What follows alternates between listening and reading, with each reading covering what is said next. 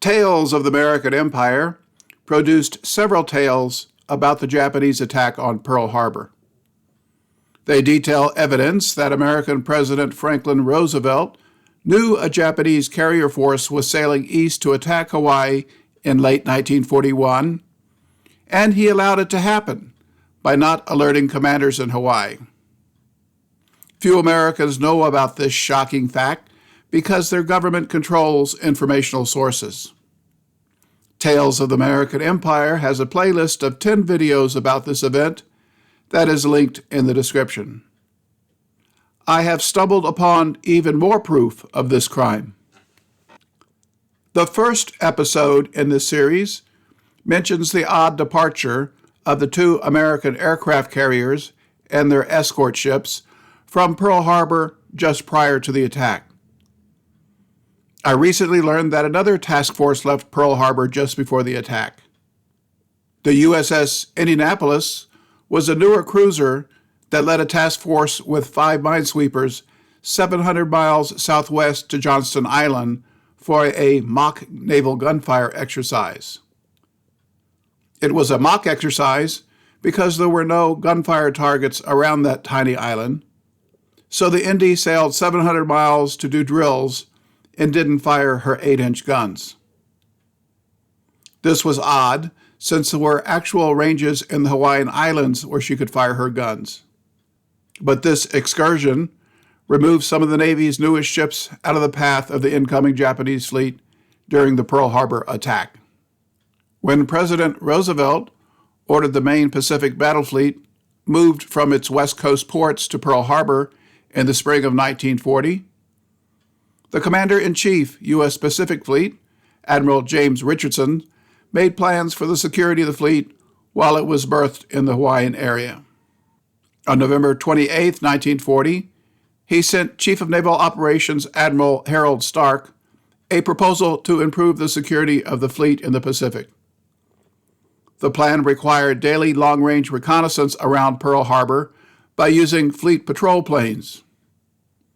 Admiral Stark replied that continuous air patrols were not necessary and rejected the request. On March 1, 1941, Captain Alan G. Kirk became Director of Naval Intelligence in Washington, D.C.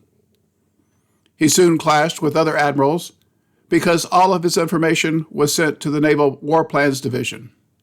His office was not permitted to share intelligence directly with intelligence officers in the fleet, which delayed delivery. On September 24, 1941, his crypto team decoded what became known as the bomb plot message, deciphered from the older code used for Japanese diplomatic channels. This message from Japan Naval Intelligence in Tokyo asked Japan's Consul General in Honolulu to provide the exact locations of ships in Pearl Harbor. There was no reason to know the exact location of ships unless to attack them. Navy Chief of War Plans Admiral Turner and Chief of Naval Operations Admiral Stark refused to forward this intelligence to Hawaii and dismissed several demands from Captain Kirk to inform Admiral Kimmel there.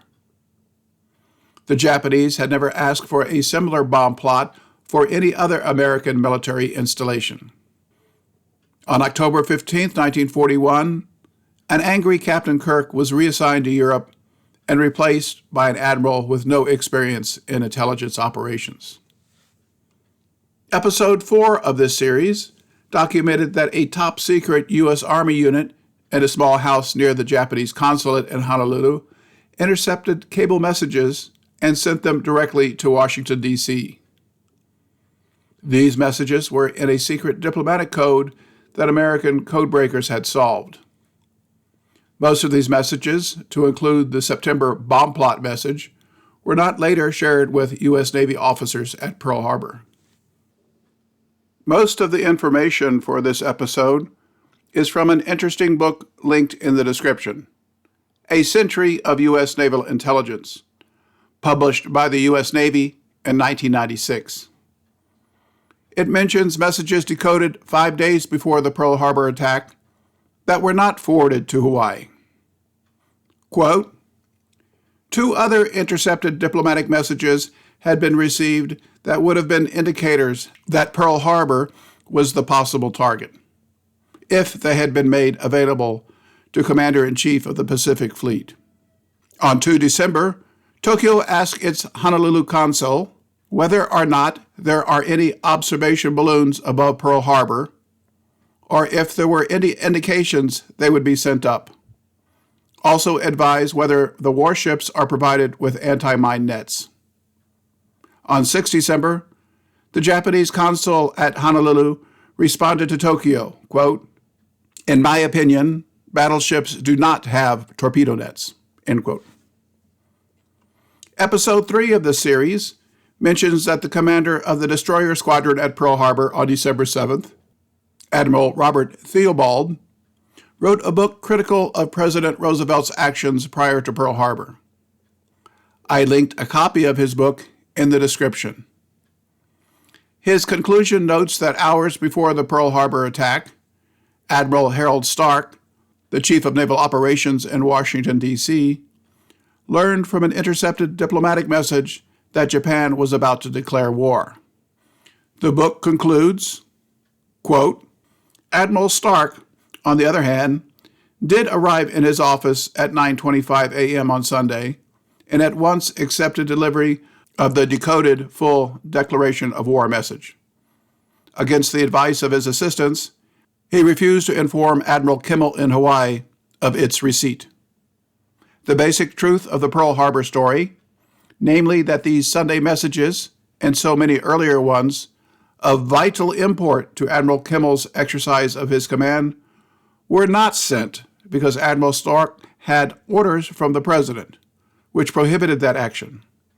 This deduction is fully supported by the Admiral's statement to the press in August 1945 that all he did during the pre-Pearl Harbor days was done on the order of higher authority, which can only mean President Roosevelt."